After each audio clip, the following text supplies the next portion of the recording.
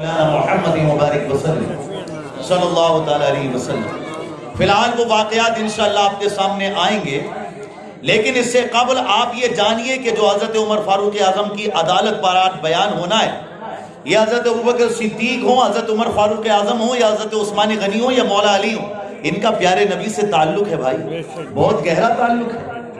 اب حضرت ابوبکر صدیق رضی اللہ تعالیٰ عنہ کی بیٹی حضرت عائشہ صدیقہ رضی اللہ تعالیٰ عنہ ہم سب کی ماں ام المومنین ہیں، پیارے آقا صلی اللہ علیہ وسلم کی مبارک اہلیہ ہیں، زوجہ محترمہ۔ تو یہ تعلق ہو گیا۔ اب آئیے آپ حضرت عمر کی طرف۔ تو حضرت عمر فاروق اعظم رضی اللہ تعالیٰ عنہ کی بیٹی بھی پیارے آقا صلی اللہ علیہ وسلم کی اہلیہ ہیں، ہم سب کی ماں ہیں، ان کا بھی تعلق پیارے نبی سے ہے۔ اب آئیے حضرت عثمان غنی کی طرف۔ تو حضرت عثمان غنی ذو النورین رضی اللہ تعالیٰ عنہ کو اللہ کے نبی نے ایک بیٹی پہلے عطا فرمائی، جب ان کا انتقال ہو گیا تو پھر دوسری بیٹی بھی حضرت عثمان کے نکاح میں دے دی، اور اللہ کے نبی نے فرمایا اگر میری 100 بیٹیاں بھی ہوتی اور ان کا انتقال ہوتا رہتا تو یہ کہ بعد دیگرے میں عثمان کے نکاح میں ان کو دیتا رہتا۔ تو ان کا بھی یہ تعلق ہوا۔ اب مولا علی شیر خدا کی جانب آ جائیے، آپ کے بھائی بھی لگتے ہیں چچیرے، اور ساتھ ساتھ داماد بھی ہوئے پیارے نبی صلی اللہ علیہ وسلم۔ اب مولا علی اور حضرت عمر کا تعلق بھی سن لیجئے۔ مولا علی شیر خدا کی بیٹی سے حضرت عمر فاروق اعظم رضی اللہ تعالیٰ عنہ کی بھی شادی ہوئی ہے، تو یہ بھی جو ہے داماد کا اور سسر کا ان کا رشتہ ہے۔ تو یہ ساری باتیں کتابیں پڑھنے سے ہمیں پتہ چلتا ہے، یہ جو بیان ہو رہا ہے یہ سب انہی کے گھرانے کا بیان ہو رہا ہے۔ یہاں پہ ہم لوگ اپنے باپ کی بات نہیں بلکہ رسول پاک کے خاندان کی بات کر رہے ہیں، کیونکہ ہم سب کو ہمارا باپ بھی ملا ہے، ماں بھی ملی ہے، کائنات اگر ملی ہے تو وہ سب نبی کے صدقے میں ملی ہے۔ تو اب ہمیں بیان کرنا ہے حضرت عمر فاروق اعظم رضی اللہ تعالیٰ عنہ پر۔ یاد رکھیں، جو اپنی چاہت سے آگے آپ کے پاس آپ کا بن جائے اسے مرید کہتے ہیں، اور جسے آپ خود مانگے اسے مراد کہتے ہیں۔ حضرت عمر فاروق اعظم وہ شخصیت ہے کہ اللہ کی بارگاہ میں پیارے نبی نے ہاتھ اٹھا کر دعا کی کہ یا اللہ عمر کے وجود سے اسلام کو عزت عطا فرما اور عمر کو ایمان کی دولت سے مالا مال فرما۔ حضرت عمر فاروق اعظم مراد ہیں پیارے نبی کی۔ ہاتھ اٹھا کر اللہ سے مانگا ہے حضرت عمر کو اسلام کی عزت کو بڑھانے کے لیے۔ پیارے نبی نے، آپ غور کریں کہ حضرت عمر فاروق اعظم رضی اللہ تعالیٰ عنہ کو اللہ سے مانگا کہ اللہ عمر کے ذریعے اسلام کو عزت عطا فرما۔ اب آپ دیکھیں دوسری طرف حضرت عمر کیا تھا، حضرت عمر کیا تھے کہ وہ بیٹھتے تھے کافروں میں، رہتے تھے کافروں میں، اور جب میٹنگ ہوئی کافروں کی تو کافروں نے کہا کہ 39 مسلمان ہو چکے ہیں، 30 پر 9، کتنے؟ 30 پر 9 مسلمان ہو چکے ہیں، اب 40واں بننا نہیں چاہیے۔ کون ہے جو روکے گا دین کو؟ کون ہے جو روکے گا اسلام کو؟ کون ہے جو روکے گا نبی کے پیغام کو؟ حضرت عمر کھڑے ہو گئے، کہا اچھا 30 پر 9 مسلمان ہو گئے، 39 مسلمان ہو گئے، 40واں نہیں ہونے دوں گا۔ حضرت عمر فاروق اعظم کیا کہتے ہیں تلوار لے کر؟ اب 40واں نہیں ہونے دوں گا، مگر اللہ کی رحمت آواز دے رہی تھی کہ تو چل میرے نبی کی جانب، 40واں تو تو ہی ہے۔ تو کہتا ہے 40واں نہیں ہونے دوں گا، وقت آئے گا، اللہ جزائے خیر دے، وقت آئے گا کہ تو بھی اسلام کو قبول کر کے نبی کی غلامی اختیار کرے گا۔ اب یہ بڑے جوش و جذبات کے ساتھ محفل میں سے اٹھے، کافروں میں سے نکلے، اور پھر ہاتھ میں تلوار لے کر نبی کی جانب جانے لگے۔ کسی نے روک کر کہا کیوں بھئی عمر کدھر جا رہے ہو، مزاج عرش پر کیوں ہے؟ کہا کسی نے روک کر مزاج کیوں ہے عرش پر؟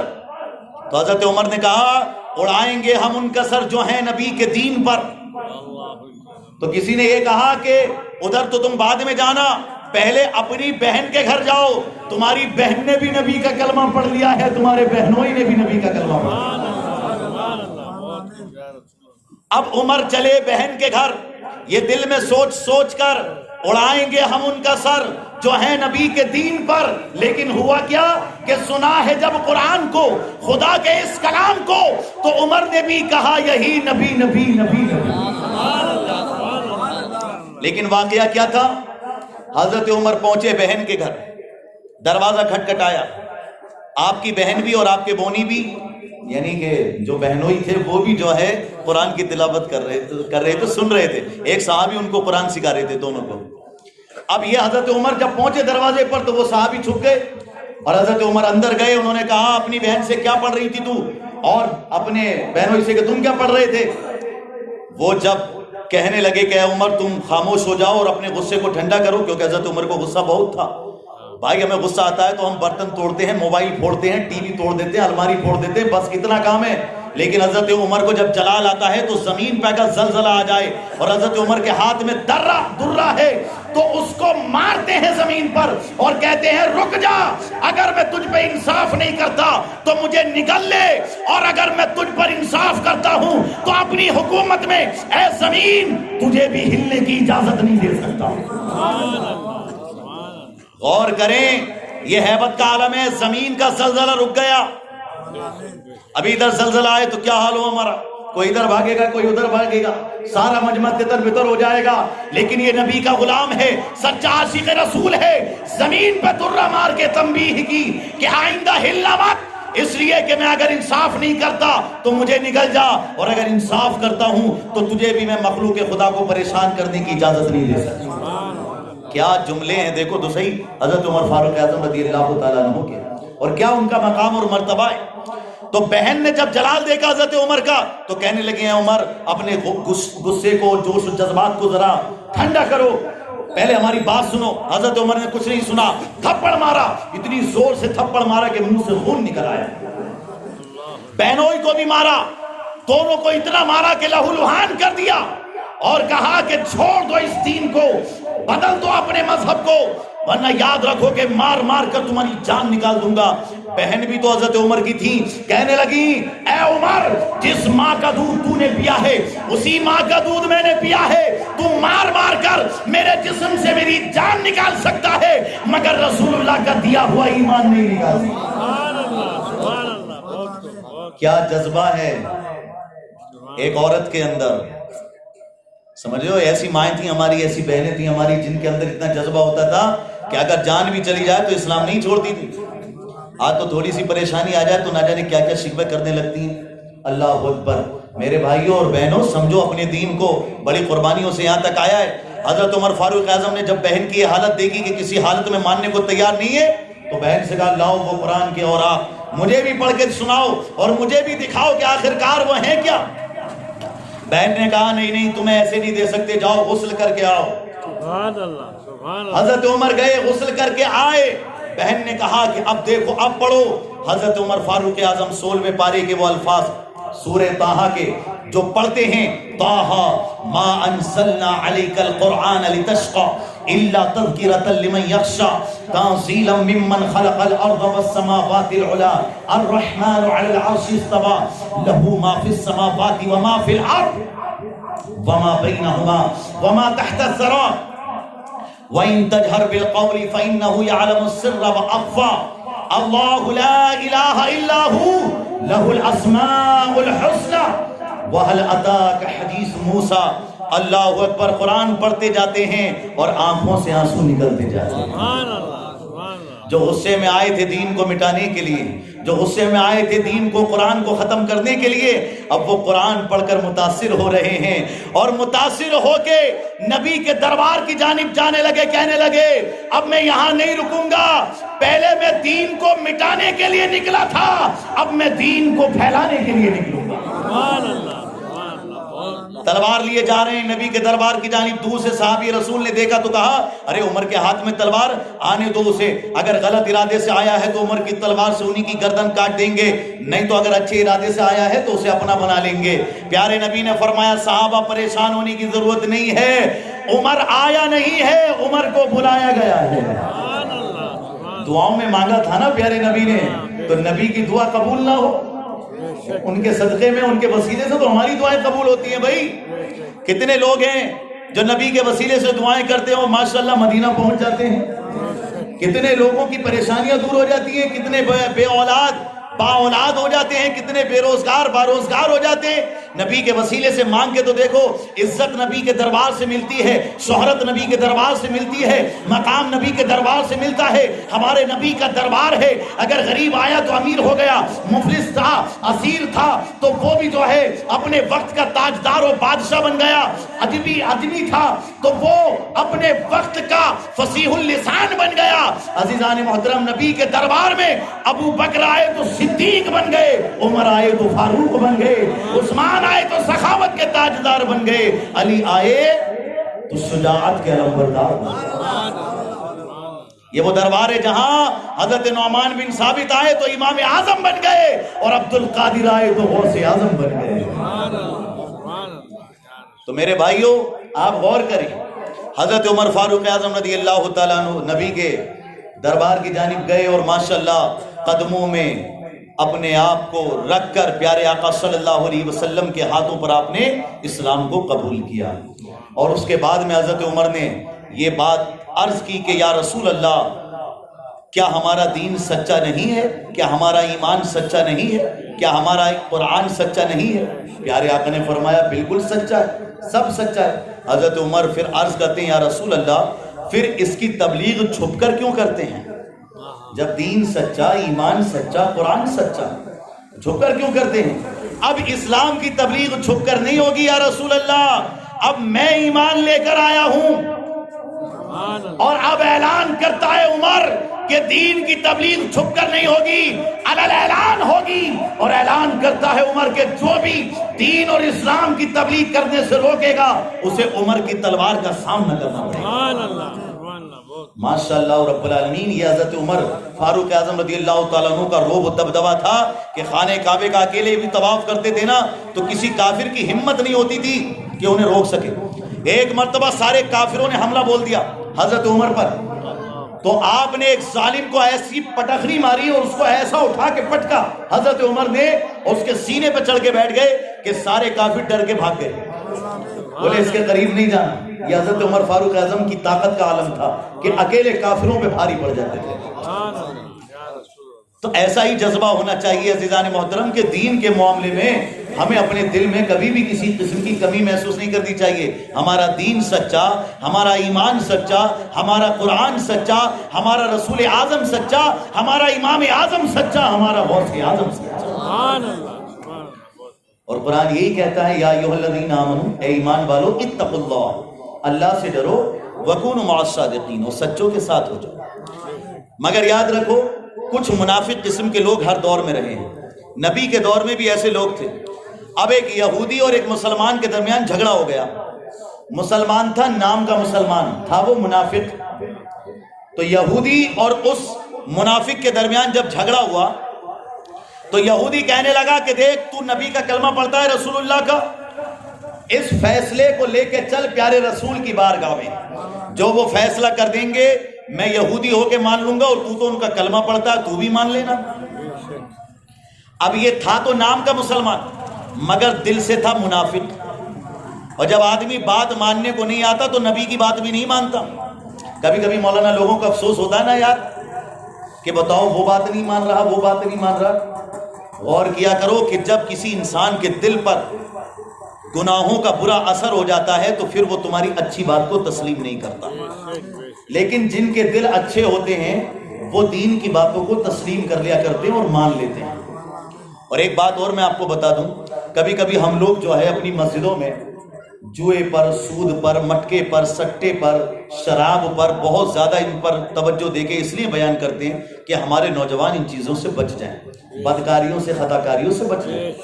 یہ باتیں بظاہر بری لگتی ہوں گی، لیکن میرے بھائیوں ایک بات ذہن میں رکھنا، آپ کو بخار تو آتا ہوگا، کبھی سر میں درد بھی ہوتا ہوگا، کبھی تکلیف بھی ہوتی ہوگی، تو آپ کہاں جاتے ہیں؟ ڈاکٹر کے پاس یا میڈیکل والوں کے پاس۔ تو آپ جو اکثر دوائیں لیتے ہیں وہ میٹھی ہوتی ہیں کہ کڑوی ہوتی ہیں؟ میٹھی ہوتی ہیں کہ کڑوی ہوتی ہیں؟ کڑوی ہوتی ہیں اکثر، لیکن کڑوی دوا کھانے سے آپ کا جسم ٹھیک ہو جاتا ہے۔ اسی لیے دین کی باتیں بظاہر کبھی کبھی تم کو کڑوی اور دردناک لگتی ہوں گی، مگر ان پہ عمل کرنے سے تمہاری روح ٹھیک ہو جاتی ہے۔ ڈاکٹر علاج کرتے ہیں جسم کا، لیکن ہمارے دین کی باتیں علاج کرتی ہیں ہماری روح کا۔ جیسا کہ رسالت کے موضوع پر بیان کرتے ہوئے ہم نے وہ واقعہ آپ کے سامنے رکھا تھا کہ ہمارے نبی کے پاس جو ایک شخص آیا کہ 4 گناہ میرے اندر ہیں، ہمارے نبی نے اس کو ایسا نسخہ دیا کہ 4 گناہ اس نے چھوڑ دیے۔ واقعہ طویل ہو جائے گا، لیکن بتانا مقصود یہ ہے کہ دنیا کی دوائیاں جسم ٹھیک کرتی ہیں اور ہمارے دین کی باتیں ہماری روح کو ٹھیک کرتی ہیں، ہمارے قلب کو بہتر بناتی ہیں۔ دنیا کا کوئی ڈاکٹر تمہیں یہ دوا نہیں دے سکتا کہ یہ دوا کھا لو گے تو جھوٹ بولنا چھوڑ دو گے، ہے کوئی ایسی دوا؟ یہ دوا کھا لو گے تو غیبت کرنا چھوڑ دو گے، ہے کوئی ایسی دوا؟ یہ دوا کھا لو گے تو چغلی کرنا چھوڑ دو گے، ہے کوئی ایسی دوا؟ نہیں۔ لیکن آؤ نبی کی تعلیم کی طرف پڑھ کر کے دیکھو نبی کی تعلیم کو، انشاءاللہ جیسے جیسے قرآن پڑھو گے، حدیث پڑھو گے، بخاری پڑھو گے، مسلم پڑھو گے، ترمذی پڑھو گے، ابن ماجہ پڑھو گے، ابو داؤد پڑھو گے، مشکاۃ شریف پڑھو گے، تمہارا دل کہے گا اب اگر زبان کٹ بھی جائے گی تو نہ جھوٹ بولیں گے، نہ چغلی کریں گے، نہ غیبت کریں گے، نہ کسی کا دل دکھائیں گے۔ سبحان اللہ۔ اور اگر کسی کا دل دکھ بھی گیا تو معافی مانگ لو گے جلدی۔ آج کچھ انسانوں میں تکبر بھی آ جاتا نا، ہم نہ جھکنا، ہم جھکیں گے۔ ایسا تکبر مت کر، ایک وقت آئے گا کہ ہر کوئی جھک جائے گا، سمجھے؟ جھکتے وہ ہیں جن میں جان ہوتی ہے، عقل تو مردوں کی پہچان ہوتی ہے، ٹھیک ہے؟ مریں گے سب، لیکن تعلیم رسول پر عمل کرتے ہوئے جاؤ، اس میں کوئی برائی والی بات نہیں ہے۔ اگر کسی کا دل دکھ جائے تو معافی مانگ لیا کرو۔ لوگ تو اتنے زیادہ تکبر میں آگے کہ ماں باپ سے معافی نہیں مانگتے، بڑے بھائی سے معافی نہیں مانگتے، ارے استاد سے معافی نہیں مانگتے، اپنے پیر سے معافی نہیں مانگتے، بتائیے تو پھر کس کی بات مانیں گے وہ؟ اور آج کل ماحول ایسا آ گیا ہے صاحب، اب پیر کی بات مرید نہیں مانتا، مرید کی بات پیر کو ماننی پڑتی ہے، تو وہ پیر ہے، اگر وہ مرید کی مانے تو پیر ہے۔ ابھی استاد کی بات شاگرد نہیں مانتا، شاگرد کی بات استاد کو ماننی پڑتی ہے، نہیں مانے تو وہ استاد ہی نہیں۔ الٹا مسئلہ آ گیا، ماں باپ کی بات اولاد نہیں مانتی، اولاد کی بات ماں باپ کو ماننی پڑتی۔ یہ بے ادبی ہے جو داخل ہو رہی ہے نسل میں، اور کس وجہ سے؟ کہ تم لوگ دین کے لیے اپنا وقت نہیں دیتے۔ اب یہ 4-5 دن اور محفل ہوگی، اس کے بعد میں سارے لوگ ایسے ہو جائیں گے کسی کو کوئی پرواہ نہیں ہوگی، محفلوں میں نہیں آتے۔ پھر تو کم سے کم علماء سے تعلق بناؤ، اور جو مجلسیں ہوتی ہیں ان میں آیا کرو۔ دیکھو اپنے بزرگوں کی تاریخ پڑھ کر کہ ان کے اندر کتنی انسانیت ہوتی تھی اور نبی سے کتنی محبت ہوتی تھی۔ اب آپ دیکھیں اس واقعے کی طرف آ جائیے۔ نام کا مسلمان کہتا ہے کہ نہیں میں نبی کے پاس نہیں جاؤں گا، یہودی کہتا تو کلمہ پڑھتا ان کا، بھائی نبی سے فیصلہ کراتے۔ اب یہ بظاہر بادل ناخواستہ نبی کے پاس پہنچا، ہمارے نبی نے ساری بات سنی، یہ نہیں دیکھا کہ یہ میرا کلمہ پڑھتا ہے، بلکہ نبی نے یہ دیکھا کہ فیصلہ کس کے حق میں ہے۔ یہودی کے حق میں فیصلہ تھا، آپ نے اس کے حق میں فیصلہ سنا دیا۔ یہ ہمارے مذہب کی سچائی ہے کہ ہمارے مذہب میں یہ نہیں دیکھا جاتا کہ میرا رشتہ دار ہے یا میرا پڑوسی ہے یا میرے علاقے کا ہے۔ شریعت ایک تلوار ہے، یاد رکھو، یہ نہ کسی خاندان کو دیکھتی ہے نہ قبیلے کو دیکھتی ہے، بلکہ یہ شریعت رسول کو دیکھتی ہے۔ سبحان اللہ، سبحان اللہ۔ تو اب ہمارے نبی نے فیصلہ دے دیا، یہودی حق پر ہے، یہ میرا کلمہ پڑھنے والا نا حق پر ہے، لہذا یہودی کے حق میں فیصلہ دے دیا۔ اب وہ جو تھا نا نہ ماننے والا، اس نے باہر آ کے یہودی سے کہا بھائی میں نہیں مانتا نبی کے فیصلے کو۔ ہر قسم کا آدمی رہا ہے دور میں، بولا میں نہیں مانتا ان کے فیصلے کو۔ یہودی کہنے لگا کلمہ پڑھتا ہے تو ان کا، مسلمان کہتا ہے تو اپنے آپ کو، نماز پڑھتا ہے تو نبی کے پیچھے، پھر بھی ان کی بات نہیں مانتا، پھر کہاں کس کی بات مانے گا تو؟ وہ کہنے لگا ایسا ہے حضرت عمر کے پاس چلتے ہیں۔ اس کے دل میں یہ تھا کہ حضرت عمر سے فیصلہ کراؤں گا، وہ بتاؤں گا میں ہوں مسلمان اور یہ ہے یہودی، تو حضرت عمر مسلمان ہونے کی وجہ سے میری طرف فیصلہ کر دیں گے۔ اللہ اکبر۔ یہودی کہنے لگا کہ اب اتنے بڑے دربار میں آنے کے بعد، ارے بھائی سپریم کورٹ میں جب فیصلہ ہو جائے تو کیا کوئی ہائی کورٹ کی طرف بھاگتا ہے کیا؟ تو جب پیارے نبی کی بارگاہ سے فیصلہ ہو گیا تو حضرت عمر کے پاس جانے کی کیا ضرورت ہے؟ یہودی کہنے لگا، وہ کہنے لگا نہیں میں نہیں مانتا بھائی نبی کی بات کو، تو چل عمر کے پاس۔ یہودی کہنے لگا ٹھیک ہے بھائی حضرت عمر کے پاس چل لیتے ہیں۔ حضرت عمر کے پاس گئے، حضرت عمر فاروق اعظم نے پوری بات سنی، اور یہ جو تھا منافق وہ بار بار کہتا تھا اے عمر فیصلہ کرنے سے پہلے یہ بھی سوچ لینا میں مسلمان ہوں یہ یہودی ہے، میں مسلمان ہوں یہ یہودی ہے، میں مسلمان ہوں یہ یہودی ہے، بار بار بولتا تھا۔ حضرت عمر فاروق اعظم رضی اللہ تعالیٰ عنہ اس کو دیکھنے لگے اور یہودی سے پوچھا کیا بات ہے بھائی؟ یہودی کہنے لگا اے عمر آپ فیصلہ جو بھی دیں گے مجھے بھی منظور ہوگا، مگر یہ بات آپ اپنے ذہن میں رکھنا کہ یہ فیصلہ تمہارے پاس آنے سے پہلے تمہارے نبی تک جا چکا ہے، اور تمہارے نبی نے جو فیصلہ دیا ہے وہ میرے حق میں دیا ہے، مگر اس مسلمان نے نبی کے فیصلے کو نہیں مانا ہے۔ حضرت عمر فاروق اعظم نے اس کی طرف جلال سے دیکھا جو اپنے آپ کو مسلمان کہتا تھا، کیوں بھائی نبی کا فیصلہ نہیں مانا تو نے؟ وہ کہنے لگا نہیں وہ بات یہ ہے کہ تم اچھا فیصلہ کرتے ہو۔ چڑھانے بھی لگتے ہیں نا ایسے لوگ، ارے تم تو بہت اچھے ہو، تم تو بڑا اچھا فیصلہ کرتے ہو، تم تو بہت پیارے ہو۔ حضرت عمر فاروق اعظم نے کہا اچھا اگر ایسی بات ہے اور میرے پاس فیصلے کے لیے آئے ہو تو رک جاؤ۔ گھر کے اندر گئے، یہ سوچنے لگا شاید کچھ فائلز وغیرہ یا کچھ ایسی جو لکھنے وغیرہ کی کچھ چیزیں لائیں گے جس سے میرا فیصلہ کریں گے۔ حضرت عمر کمرے کے اندر جا کر کوئی کتاب یا کوئی چیز اٹھا کر نہیں لائے بلکہ تلوار نکال کر لائے، اور تلوار لا کر اس منافق مسلمان کی گردن پر ایسے مارا کہ تن سے اس کا سر جدا ہو گیا۔ اور حضرت عمر کا تاریخی جملہ سنو، حضرت عمر نے کہا جو نبی کا فیصلہ نہ مانے اس کے لیے عمر کا فیصلہ یہ ہے۔ سمجھے ہو؟ یہ اب پورے مدینے میں شور ہوگا، اے عمر نے مسلمان کو مار دیا، عمر نے مسلمان کو مار دیا، عمر نے مسلمان کو مار دیا۔ اللہ کے نبی نے حضرت عمر کو بلایا، کیوں بھئی عمر مسلمان کو مارا ہے تم نے؟ حضرت عمر فاروق اعظم عرض کرتے ہیں یا رسول اللہ صلی اللہ علیہ وسلم اس نے آپ کے فیصلے کو نہیں مانا، تو جب وہ آپ کے فیصلے کو نہیں مانتا ہے تو وہ مسلمان کیسا؟ پیارے نبی صلی اللہ علیہ وآلہ وسلم نے پہلے ہی فرما دیا تھا کہ عمر کسی مسلمان کو نہیں مار سکتے۔ اور عزیزان محترم قرآن کی جو آیت میں نے خطبے کے بعد پڑھی اس میں یہی واقعہ درج ہوا کہ جب حضرت عمر نے کہا میں نے مسلمان کو نہیں مارا ہے، اور ہمارے نبی نے بھی کہا کہ مسلمان کا قتل عمر نہیں کر سکتے، ادھر جبریل امین قرآن لے کر نازل ہو رہے ہیں کہ جس میں یہ فرمایا گیا فلا وربک لا یؤمنون حتی یحکموک فیما شجر بینہم ثم لا یجدوا فی انفسہم حرجا مما قضیت ویسلموا تسلیما، جس کا مفہوم یہ ہے کہ یا رسول اللہ جو آپ کا فیصلہ نہ مانے وہ ایمان والا ہے ہی نہیں۔ اگر دل میں تھوڑی سی بھی یہ بات رکھتا ہے کوئی اور نبی کا فیصلہ نہیں مانتا وہ ایمان والا نہیں۔ اب آپ لوگ یہاں پر جماؤ سارے کے سارے، ذہن میں ایک بات حدیث پاک آ گئی تو میں بتا دیتا ہوں۔ بھائی یہ بتاؤ شادی بیاہ کے موقع پر ہمیں بروکر کی بات ماننی چاہیے یا رسول اللہ کی بات ماننی چاہیے؟ رسول اللہ کی بات ماننی چاہیے نا۔ ہمارے نبی نے فرمایا شادی کے موقع پر چار چیزیں دیکھی جاتی ہیں۔ کوئی دیکھتا ہے کہ لڑکی حسن و جمال کیسا ہے، لڑکی کا خوبصورتی کیسی ہے، کوئی اس کا حسب و نسب علاقہ برادری دیکھتا ہے، اور کوئی مال اور دولت کو دیکھتا ہے۔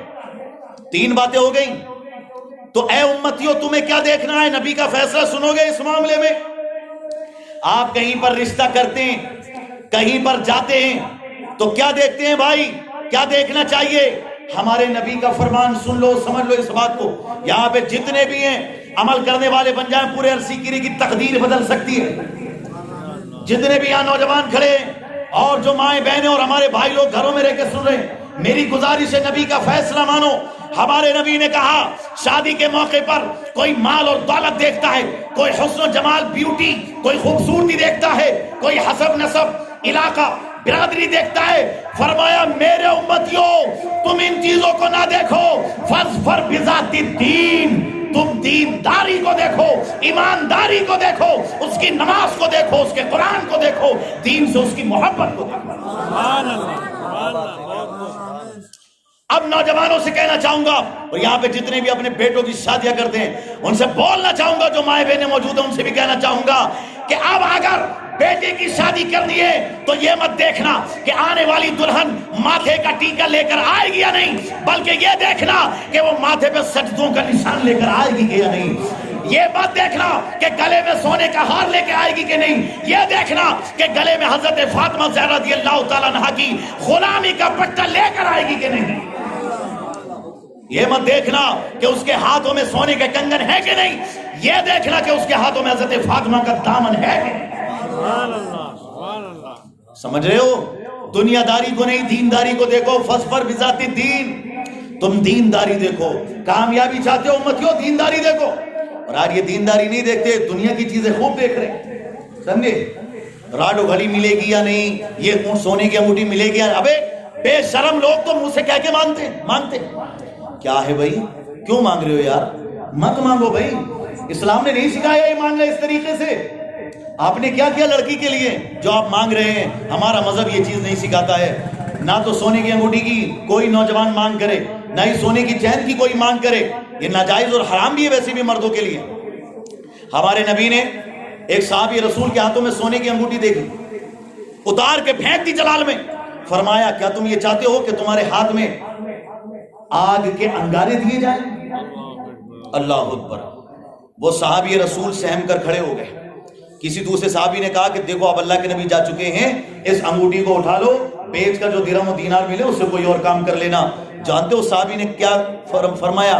کہا سنو، اس انگوٹھی کو پیارے نبی نے پھینکا ہے، اور جب پیارے نبی نے پھینک دیا تو میں اس پھینکی ہوئی چیز کو اٹھا نہیں سکتا، کیونکہ ہمارے نبی نے پھینکا اس کو. اور آج علماء کے سامنے انگوٹھیاں پہنائی جا رہی ہیں، زنجیریں پہنائی جا رہی ہیں، اور اگر ٹوک دو تو پھر مخالفت. حضرت کو کس بات کی جلن ہے بھائی؟ ارے حضرت لوگوں کو جلن نہیں ہوتی یار، تمہاری ترقی سے تو انہیں خوشی ہوتی ہے. تمہارا اچھا مکان ہو، اچھی گاڑی ہو، اچھی دکان ہو. کتنی دعائیں کرتے ہیں علماء حضرات کہ اللہ تمہارا کاروبار اچھا کرے، تمہارے بیوی بچوں کو اچھا رکھے. جو بیمار ہوتا ہے اس کے لیے دعائیں کرتے ہیں. ہے کوئی جو اتنی محبت سے دعا کرے؟ تمہارا سگا دوست تمہارے لیے اتنی دعا نہیں کرتا جتنا کہ علماء اکرام اور ائمہ اکرام دعائیں کرتے ہیں.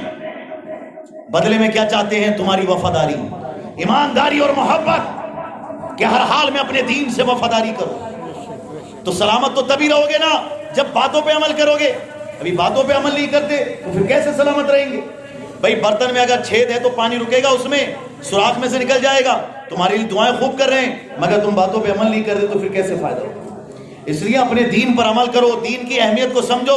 یہ سونے کی زنجیر مردوں کو یا انگوٹھیاں یا پھر ایسے کڑے ویلے ڈال لینا جائز نہیں ہے. جو نوجوان ڈالے ہوں آج اتار دو، اور اس بات کو اپنے نظریے میں بسا لو کہ اگر شادی کریں گے تو پرہیزگار، دیندار، نیک لڑکی سے شادی کریں گے، جس کے پاس دنیا کی مال و دولت ہو یا نہ ہو لیکن اس کے پاس نبی کریم صلی اللہ علیہ وسلم کا دیا ہوا دین، ایمان ہو، نمازی ہو، قرآن کی پڑھنے والی ہو. ارے یار آج کل آپ دیکھو، حضرت فاطمہ کی جب شادی ہوئی تھی نا تو جو سر پہ چادر تھی 17 پیوند لگے ہوئے تھے. 17 پیوند تھے چادر میں، اور پیدل روانہ ہوئی تھی. نہ کوئی ماروتی، نہ اس وقت میں ان چیزوں کا تھا بھی نہیں اہتمام. پیدل حضرت علی کے گھر کو روانہ ہوئی تھی. اور آج ان کی عزت کتنی ہے؟ ہر مولوی، ہر عالم، ہر مفتی منبر پر کھڑے ہو کے حضرت فاطمہ کی تعریف کرتا ہے، مولا علی کی تعریف کرتا ہے، امام حسن و حسین کی تعریف کرتا ہے، شہداء کربلا کی تعریف کرتا ہے. اس لیے کہ جب تک ان کی تعریف نہیں کرے گا وہ منبر پر بیٹھنے کے لائق نہیں رہے گا. تو آج ان کے تذکرے، تم چاہتے ہو اچھے کپڑوں سے عزت مل جائے گی، دولت سے عزت مل جائے گی. ارے موت آتی ہے تو سب ختم ہو جاتا ہے، لیکن جو دین رہتا ہے وہ باقی رہتا ہے. حضرت عمر فاروق اعظم رضی اللہ تعالیٰ عنہ نے یہی پیغام دیا ہمیں کہ دینداری دیکھو، ایمانداری دیکھو. وقت زیادہ ہو رہا ہے اس لیے بات کو اختتام پر لاتے ہوئے ایک واقعہ آپ کے سامنے پیش کروں، اس کے بعد میں دیکھیں گے کہ آپ کے اندر وہ جذبات پیدا ہوئے تو انشاءاللہ ہم سب کامیاب ہو گئے. لیکن عزیزان محترم سن کر ہی نہیں جانا ہے، عمل کرنا ان باتوں پر. حضرت عمر فاروق اعظم رضی اللہ تعالیٰ عنہ بادشاہ ہیں، رات کو سوتے نہیں، پورے علاقے کا چکر لگاتے ہیں. کہیں کوئی پریشان تو نہیں ہے، کہیں کوئی غمزدہ تو نہیں ہے، کہیں کوئی تکلیف کے عالم میں تو نہیں ہے. سب کا خیال رکھتے ہیں. حضرت عمر کہتے ہیں اگر ایک کتا بھی پیاسا سو گیا تو مجھے فکر ہے کہ قیامت میں اس کے بارے میں اسے سوال نہ ہو جائے. یہ بادشاہ کی بات بتا رہا ہوں، 44 ملکوں کا بادشاہ حضرت عمر فاروق اعظم. انگریزوں نے کہا اگر اس زمین پر ایک عمر اور آ جاتا تو پوری دنیا پر مسلمانوں کی حکومت ہو جاتی. یہ حضرت عمر فاروق اعظم روم و دبدبے کا یہ عالم کہ جس گلی سے گزر جاتے تھے شیطان بھی بھاگ جاتا تھا، شیطان مقابلہ نہیں کر پاتا ان کا. ہمارے نبی نے فرمایا کہ اے عمر میرے بعد نبی نہیں، اگر کوئی نبی ہوتا تو اے عمر اللہ تجھ کو نبی بنا دیتا. حضرت عمر وہ ہیں جن کے بارے میں نبی نے فرمایا کہ 950 سال تک اگر جبریل امین عمر کی تعریف کرے تو 950 سال لگ جائے. جبریل امین مولانا کی بات نہیں کر رہے، جبریل امین کی بات ہو رہی ہے جو رسول ہیں فرشتوں میں، کہ وہ 950 سال تک بھی ذکر خیر کریں ان کا، حضرت عمر کا، تو 950 سال لگ جائیں۔ یہ عالم ہے حضرت عمر کی عظمت کا اور ان کی عظمت اور شان و شوکت کا۔ فی الحال عزیزان محترم، رات میں پھیرا لگا رہے ہیں، دیکھ رہے ہیں کوئی غریب، کوئی پریشان حال ہے تو نہیں۔ یہ ان کے دل کی ایک تڑپ ہوتی تھی کہ کوئی بھوکا نہ سو جائے۔ تو جب سحر کا وقت ہوا تو آپ نے ایک گھرانے سے آواز سنی، اور گھرانے سے آواز سنی کیا کہ ماں بیٹی آپس میں باتیں کر رہی تھی۔ ماں بیٹی سے کہہ رہی تھی کہ بیٹی دودھ دو لیا؟ بولے ہاں دودھ دو لیا، بھینس کا یا گائے کا جو بھی ہو، دودھ دو لیا۔ تو ماں نے کہا بیٹی ایسا کر، اس میں جو ہے تھوڑا سا پانی ملا دے۔ کیا ملا دے؟ پانی ملا دے۔ بیٹی نے کہا امی جان آپ نے امیر المومنین کا فرمان نہیں سنا کہ کوئی بھی ملاوٹ والا مال نہ بیچے؟ حضرت عمر کے دور میں یہ بات تھی، کوئی ملاوٹ والا مال نہ بیچے، کوئی کسی کو دھوکہ نہ دے، کوئی کسی کے ساتھ غلط تجارت نہ کرے، بے ایمانی سے تجارت نہ کرے۔ عزیزان محترم، تو ماں نے جب کہا نا بیٹی سے تھوڑا سا پانی ملا دے، بیٹی نے کہا کہ تمہیں پتہ نہیں ہے کہ حضرت عمر فاروق اعظم نے فرمایا ہے کہ کوئی بھی دودھ میں پانی نہ ملائے، ملاوٹ والا مال نہ بیچے؟ تو ماں کہتی ہے کہ وہ دیکھ تھوڑی رہے ہیں، وہ دیکھ تھوڑی رہے ہیں۔ تو بیٹی نے کہا اگر عمر نہیں دیکھ رہے تو اللہ کو دیکھ رہا ہے، اگر امیر المومنین نہیں دیکھ رہے تو رب العالمین تو دیکھ رہا ہے، وہ تو جان رہا، اسے تو سب پتا ہے۔ تو لہٰذا یہ گفتگو حضرت عمر فاروق اعظم نے سن لی۔ صبح کے بعد نماز فجر کے بعد بلاوا بھیجا، بلا لاؤ ماں کو بھی بیٹی کو بھی، دونوں کو بلا لاؤ دربار میں۔ اب حضرت عمر فاروق اعظم ماں سے سوال کرتے ہیں کیوں، کیا تعلیم دیتی ہو اپنی بیٹی کو؟ ماں گھبرا گئی۔ تو حضرت عمر فاروق اعظم نے فرمایا دودھ میں پانی ملانے کی تعلیم دیتی ہو بیٹی کو، بے ایمانی سکھاتی ہو، تجارت میں خیانت سکھاتی ہو؟ تو وہ مکرنے لگی کہ نہیں میں نے ایسے نہیں کہا۔ تو حضرت عمر نے ان کی بیٹی سے پوچھا، تو بیٹی نے جو تھا سب کچھ سچ سچ بتا دیا کہ مجھ سے کہہ رہی تھی پانی ملانے کو مگر میں نے نہیں ملایا۔ حضرت عمر فاروق اعظم رضی اللہ تعالیٰ عنہ کہتے ہیں کہ دیکھ یہ تیری بیٹی کتنی ایماندار ہے، تم ہو غریب میں جانتا ہوں، لیکن اس غریبی کے عالم میں تمہیں بے ایمانی سے کام نہیں لینا چاہیے، جو تمہارے نصیب کا اللہ تمہیں عطا فرمائے گا۔ تمہیں فکر ہو سکتی ہے جوان بیٹی کے کہ شادی کہاں کرو گی، کون تھامے گا اس کا ہاتھ، لیکن تم پریشان نہ ہو، تمہاری بیٹی کی ایمانداری کی بنیاد پر اپنے وقت کا بادشاہ اپنے بیٹے کے ساتھ تمہاری بیٹی کی شادی کرے گا۔ اللہ اکبر، دیکھ رہے ہو آپ، اپنے بیٹے کے ساتھ حضرت عمر فاروق اعظم نے اس غریب بچی کی شادی کی۔ کس بات کی بنیاد پر کی مجھے بتاؤ؟ چہرے کا حسن و جمال دیکھا تھا کیا؟ مال و دولت دیکھا تھا کیا؟ اس کی ایمانداری دیکھی تھی، پرہیزگاری دیکھی تھی، دینداری دیکھی تھی۔ یہی چیز ہمیں حضرت عمر فاروق اعظم رضی اللہ تعالیٰ عنہ کی سیرت سے لینی چاہیے اور اس کو ماشاءاللہ عمل میں لانا چاہیے۔